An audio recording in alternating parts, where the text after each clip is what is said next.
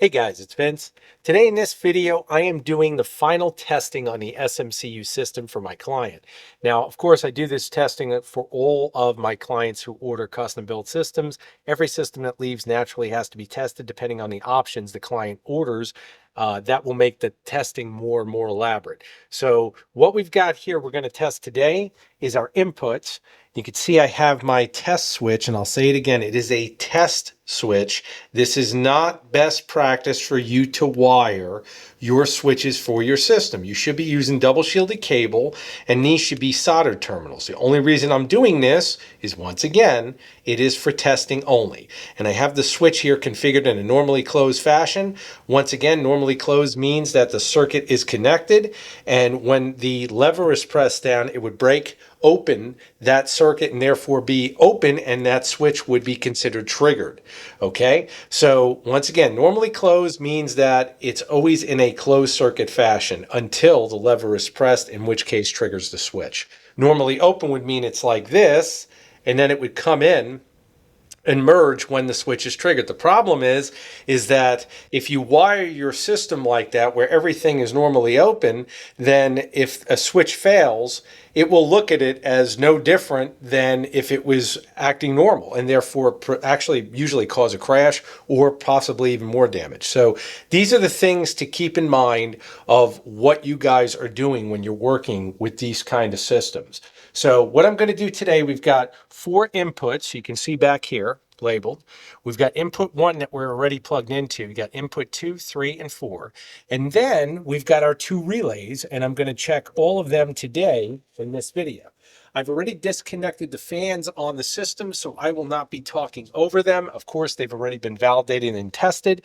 I'm going to turn on the power now. You will hear everything turn on, cycling on. You can see our LEDs, power supply is on. Now I'm just going to go into Mach 3. I've already configured the UC400's IP address, so everything there is all set, saving you guys the hassle of being bored. Click OK. You heard one relay click on. I'm going to click reset. And now what I'm going to do is come over to the diagnostic screen. And once I trigger my input, you will see on the diagnostic screen where it's been triggered. And you can see right there, M1 is input 1. And you see limit. And it's under positive, negative, and home. And that's the way I have them configured. Now I will show you that once again. I am just doing testing. And we are going to go under ports and pins. I'm going to go to our inputs, and you can see port 1, pin 10, and I'm just selected active low because, again, we have normally closed fashion. And you can see here port 1, pin 10 for X positive, X negative, and X home. Now you'll notice all the other inputs are not selected as active low. And the main reason I did that is because without a switch being actually plugged into its port, it will not provide then a false negative as far as a switch being triggered.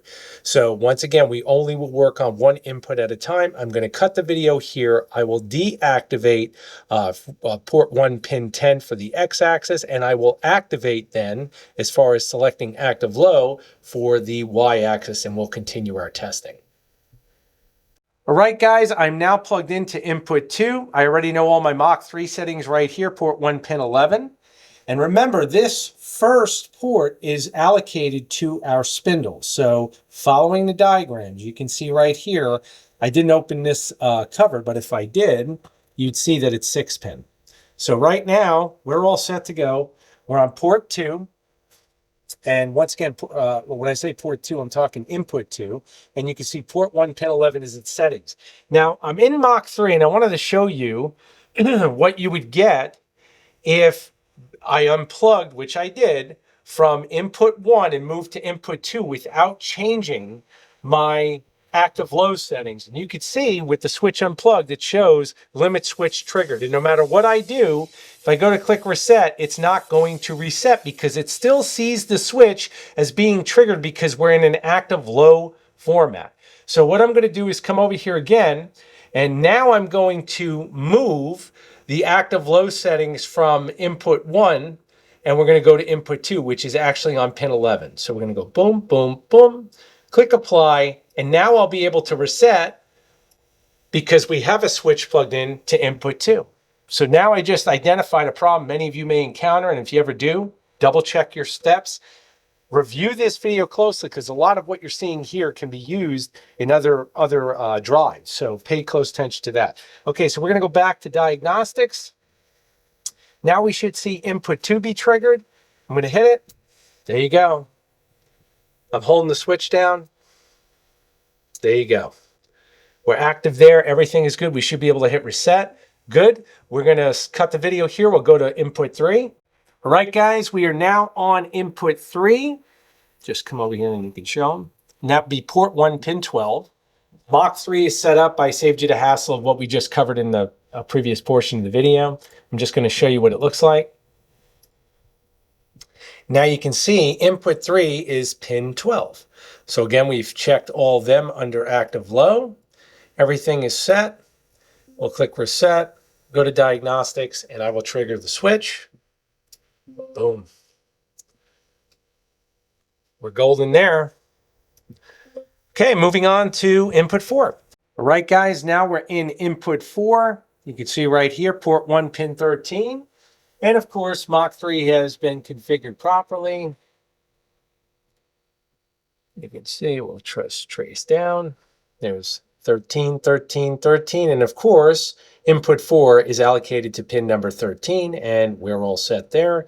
We're going to click OK, click reset, and I will test the switch. Boom, we're in. Right on the money.